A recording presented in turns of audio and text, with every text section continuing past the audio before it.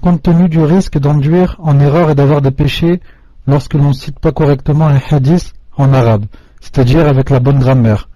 Peut-on le citer avec une traduction rapprochée en français? Barakallahu fikum. Vous m'entendez, cher?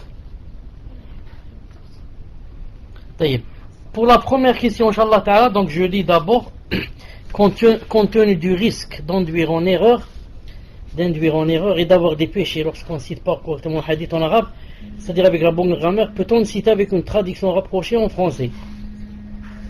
Je dis, Allah Ta'ala alam, même en arabe, on peut citer le hadith si on dit quoi? Si on dit que c'est une traduction rapprochée.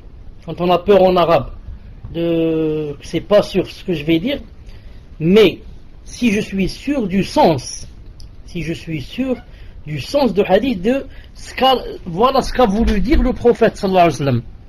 Dans ce sens, je dis, c'est permis de dire, voilà, le prophète sallallahu alayhi wa sallam a dit telle ou telle chose, et je la dis en français. Si je suis sûr que vraiment il a dit cette chose, et si, je n'ai pas pu bien expliquer, je dis, ou alors, comme m'a dit en ce sens à peu près le prophète alayhi salam, si on n'est pas sûr.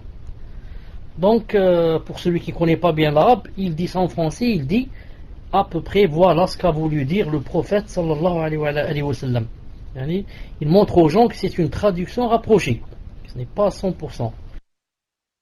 Car tant que c'est pas en arabe, et tant que c'est pas avec les qu'a dit le prophète sallallahu alayhi wa sallam, c'est donc toujours une traduction rapprochée, Inch'Allah Ta'ala.